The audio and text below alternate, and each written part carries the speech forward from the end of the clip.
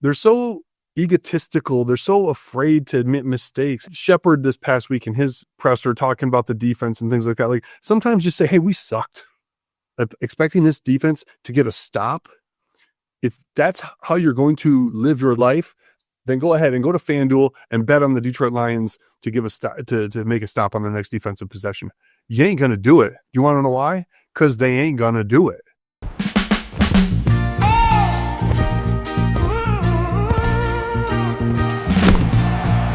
The heart of a Lions fan. All good, no quit. That's who I am. It is me, Mike Vanderpool, aka the producer, director of the documentary film Heart of a Lions Fan, asking the question, do I really want to raise my son to be a Detroit Lions fan? That was 10 years ago. And spoiler alert, the answer is yes. All right, speaking of being a Detroit Lions fan, this Sunday, beautiful game against Pittsburgh. We're going to talk about the Pittsburgh Steelers. I'm excited because last home game of the season, this is when my wife and I, we go to the game, we get a room in Detroit, we do, adult things. We'll leave it at that. Today, I'm going to talk about this Steelers game and how the Lions beat the Steelers. I also want to talk about the media here in Detroit. Those of you that have followed me for a long time, even before Heart of a Lions Fan was a thing, know that I have a relationship with some of the folks in the sports media, specifically around good relationships, like I have with Matt Derry, Heart of a Lions Fan. He is actually a big reason that movie actually even exists. So much props always to Matt Derry and Locked on Lions. Prior to Detroit, we got a little bit of up and down relationship. And then some of the other folks, I'm not even going to name their names because I don't even want to name their names, but some bit of ridiculousness. But what I would love to do today is I want to talk about the Detroit sports media, specifically on one topic, and this is the David Montgomery usage. So what's awesome is, I have been talking about David Montgomery, and I'm going to bring up the stats here for you. I'm talking about David Montgomery's usage since, holy smokes, like the Chiefs game, folks. This is what's wild, right? Since the Kansas City game here, where David Montgomery got the ball 4 freaking times, averaged 6 yards a carry, also had 2 receptions. Like, folks, it's not even just this season. We're going back to the playoff game in San Francisco where we have the lead, and in the second half of the game, Ben Johnson or Dan Campbell, I can't tell the difference between the two right now because they're both like ridiculous with some of the things that they do, trying to prove their own genius, is in the second half of that game with a lead on the road, we put the ball in the hands of Jahmyr Gibbs, who was a rookie. Jahmyr Gibbs, a rookie. It's getting hot in here. Let's take off some of our clothes. I know it's so. I'm going to take my coat off. Ooh, there we go. Fix my collar. Pop that collar. Keep rambling about David Montgomery should have been the one with the ball in the second half there against San Francisco. Because when you've got a game like that, a pressure game, you give the ball to your veterans.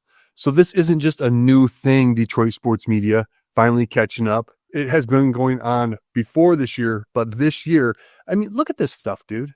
11, 12, 9, 18 carries versus the Bengals. And yeah, it was only 3.6 yards, but when you carry more, that number probably does come down a little bit simply because it just does. Especially when some of those are truncated runs because of the freaking touchdowns that the dude scores.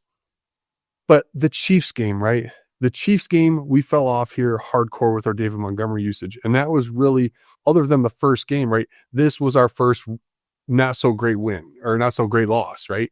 We felt like we could have won this game. This was another 1-score game. And usually 1-score games are coaching decisions. And I'm going to say that coaching decision is 100% not running David Montgomery, right? He got 15 carries against the Commanders. Great. We were smoking the Commanders. A backup running back would get more carries in that game. But David Montgomery isn't a backup running back. And since then, lost against the freaking Eagles, right? Lost against the Packers, lost against the Rams. David Montgomery, even though his average is probably better than Jahmyr Gibbs, other than the games where Jahmyr Gibbs is busting 80-yard runs, there it is. So now finally this week, the Detroit sports media catches up with something I've been talking about for 2 years. 2 freaking years, folks. Does that make me better than them? Probably. But you know what? It's fine. There's all this media right now. Everybody's got a freaking podcast. Everybody's rambling, blah, blah, blah, blah, blah, Lions. That's fine. I do the same thing. I try to make it a little bit different. I don't go daily because, dear Lord, nobody wants to see my face every single day. I do my 5-point play, win or lose on the game. I talk about things that relate to fans as much as anything else, right? So fans, here it is. What's the best way to say this?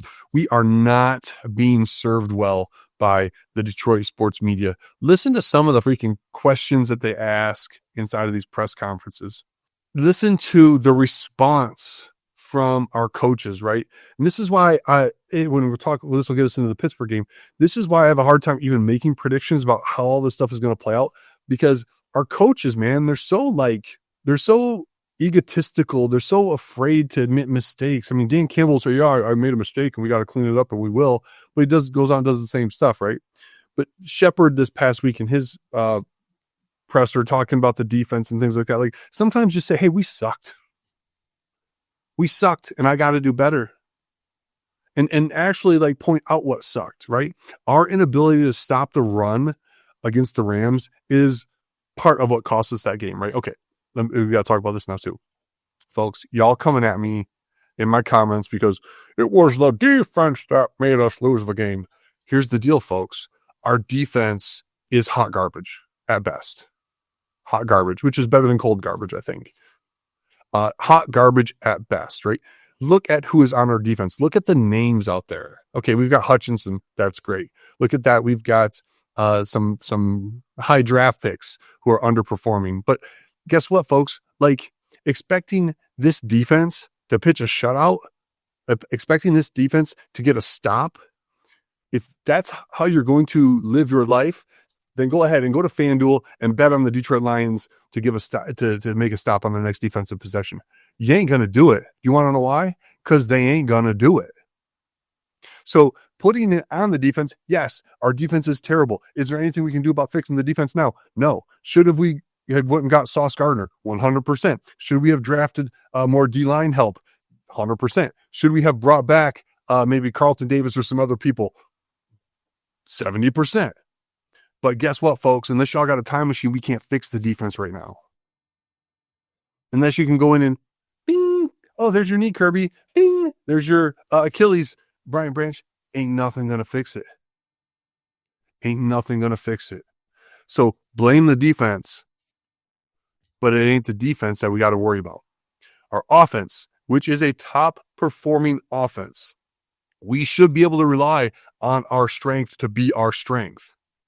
So the offense, that's why I rip on Dan Campbell in the play calling, because of the lack of the use of David Montgomery. And I said earlier this week I was going to talk about it, but there we go, folks. I'm going to clear that up. Why do I think we can beat the Pittsburgh Steelers? Because we have to.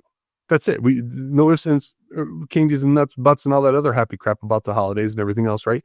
We have to beat the Pittsburgh Steelers. And the Pittsburgh Steelers at home is a winnable game. Now, both teams are 8-6, but let's actually take a look at some of the stats around our good friends over in Pittsburgh and see how we, the Lions, should probably attack this, right? Take this thing on. Take me on. Better. There we go. Fill up a little bit of the space. So let's go ahead and look here, and let's look at the passing for each team, and let's just go ahead and look at the passing yards, right? So here we go. Passing yards. Top to bottom, you got the Rams. Lions are right up in there. That's sweet. Are the Steelers going to be able to pass against us? I mean, they're down here in the bottom half, right? They're down here in the bottom half. And yes, they do have quite a bit of touchdowns, but I was listening to somebody today in the media talking, I think it was part of the Detroit folks. Part of Detroit, I would argue they do a fairly good job, most of them. Sometimes they're a little freaking ridiculous with how they present things, but who isn't? I mean, look at me. Who am I to talk? Over here, right, you've got a decent amount of touchdowns, but that's a lot of these short passes that the Steelers are making, right? So if we go here, yards per attempt, where are the Steelers ranking? The Steelers are down here in that lower half. The wild thing is, look at our Lions. The Lions offense is a strength, and we have to play to our strength. And when our strongest piece doesn't work, when the strongest link of our chain doesn't work, that's what you get. Stuff like last week. The Rams obviously are a beatable team. Yes, Seattle Their defense won that game for them last night, but Seattle's defense is a strength, and that's how that should work. So will the Steelers be able to pass on us? I really think that depends on how well they're going to be at the ball. Look, rushing stats here, yards per carry. Steelers are down at the bottom, man. 3.9 yards per carry. We cannot let the Steelers run the ball on us. The Steelers are not going to throw long passes. Aaron Rodgers is not going to be able to do that on us. We have to contain the run better than we did against the Rams. The Rams beat us because they were able to run the ball on first down and get 4 to 6 yards every first down because they ran up the middle on us. DJ Reader, show the freak up. Aleem McNeil, show the freak up. Holy smokes. So statistically, we're better than the Steelers on paper. We're at home. We need to win this game, and this game should not be a nail biter like the Giants. This game should not be close. This should be 100% the Detroit Lions dominating. The offense doing enough to keep the Steelers on their heels. We're running the ball and short passes isn't going to work for them, and going to force Aaron Rodgers to hold on to the ball a little bit longer and then make some throws. This is going to be a place then where Hutch can get home, where Muhammad can get home, where heck, Aleem McNeil can get home one time. I'd love to see an Aleem McNeil sack this week. So let's go ahead and take a look a little bit at the defense order. The defense for our good friends. Is this still the defense? Yeah. Defense. Are we going to be able to pass against our good friends here? The Steelers are 4th. They're 4th in passing yards. If we can protect Jared Goff just a little bit this week, Jared Goff is going to go off. I think that this will be a big game for Jared Goff because we should be able to, I think here, run the ball if we folks, right? Where are we at here? We'll go yards per carry. Is this still in the offense or in the defense? Right? Look here. Boom, boom, boom, boom. Steelers are the best. Or not Steelers, Seahawks. The Steelers are middle of the road against the run. So running and short passes is how we attack the Steelers. For the love of all things good and holy, can we please start David Montgomery? Dan Campbell, get out of your own way. Yes, Jahmyr Gibbs can hit home runs. Of course he can. But it's easier to hit home runs against softer pitching than it is against that fastball right out of the gate. So start David Montgomery for guess what? Not just one series, 2 series. And yeah, weave in and have Jahmyr on the field as a slot receiver or some gadgety type thing. That's awesome. You be creative here and have him on the field, especially because, dude, if you have a tight end on the field, you're just dumb, Dan Campbell. Our tight ends are complete trash. Unless you're going to step out on the field, Dan Campbell, do not put a tight end on the field unless you just want them to stand there and take up space because all that they're actually good for right now. David Montgomery start the game, be the lead back for the first 2 series. Put it into the hands of our veterans. Put this in, yeah, obviously Jahmyr is a veteran, but put it into his hands. He's got something to prove. If you didn't watch David Montgomery on the bench last week and think this dude is pissed off and has something to prove, I can't help you as a football fan. David Montgomery up the middle. David Montgomery play action. Some nice crossing passes to Amon-Ra. Some nice crossing deeper passes to Jamo. The offensive gameplay from the last 2 weeks, when it's been successful against Dallas and against against the Rams, that's what we need to stick with. Dan Campbell's problem, offensive coordinator Dan Campbell's problem, and we'll talk about this as how we'll close it. Offensive coordinator Dan Campbell's problem is not that he is incapable of doing what needs to be done to win. It's that he doesn't do what needs to be done to win. His going away from what was working in the first half and then crap in the bed in the third quarter. This is another place where the media is kind of irritating. Like, it's like, hey, media, why aren't you talking about, they're saying, oh, the Rams made adjustments. Rams made 0 adjustments in the second half on defense. We took ourselves out of the game. Dan Campbell took us out of the game by not putting the ball in David Montgomery's hands. That was it. So, Steelers, Lions, I believe that the Detroit Lions are going to win in a blowout. They're probably win by 2 touchdowns. I'm going to call it 34-17. 34-17 sounds like a good win for us. If the Steelers score more than 17 points, I do not give our defense any hope, any chance of actually being able to do anything in the playoffs, which means our offense is going to have to play at its peak. You can have 1 3-and-out offense. That's all you're going to get. And if you stack them back to back offense, that's on you. Don't blame the defense. Put our defense in a better position by scoring and field position and putting our defense in a better position to be able to make a play. All right. Last thing I'm going to talk about here. Time are we at? How long is this thing? 15 minutes, this beautiful thing. All right. Last thing I want to talk about. Dan Campbell. Folks, Lions fans, grow the F up. Don't come at me and call me names because I criticize Dan Campbell. Because not once have I called for Dan Campbell's job as a head coach. I may have called for his job as offensive coordinator, although I don't think it's that bad. Dan Campbell's problem is he hasn't been able to do the things he needs to do in those moments when it's most important. Probably because he's taking on too much. But don't come in my comments and talk about, oh, this is the best coach we've ever had. Sure it is. 100%. In my lifetime as a Lions fan, I go back to Wayne Fontes, right? Wayne Fontes, Rod Marinelli, Steve Mariucci, Marty Morningweg, Jim Schwartz, Jim Caldwell. Like, I'm going to get a name, the pencil dude. Dan Campbell is by far the best coach that we have. This is by far the best talent that we've had. When this team with a good head coach and really good talent underperforms, that's when fans who give a rip get mad. Now, there are fans out there, I love them. We'll get them next week, and it doesn't impact them. They don't care as much. That's fine. They just want to go in there and have a good time. They just want to sit there on their hands in third down, and then when the crowd, when we need to make noise, they're looking around like, oh, what should I do? They're just there having a good time, folks. They don't care, right? Or when we're down by 14 and they're going to go and they play a little dancing song and they're going to be up there dancing and all happy. Yay, we're down by 14. Fine, be that fan. But don't come at me and put words in my mouth about what I say about Dan Campbell. I've never called for Dan Campbell's job as a head coach. Dan Campbell's a fine head coach. Dan Campbell has this Detroit Lions team actually talking about the playoffs right now instead of the draft. Enjoy it. And I'm doing my best to try to enjoy it, but I'm also going to point out where I get frustrated because where I see things can be differently. Like 2 years ago in San Francisco when David Montgomery should have had the ball. And like last week when the Detroit sports media finally caught up with the things I've been saying for years, David Montgomery needs to run the ball.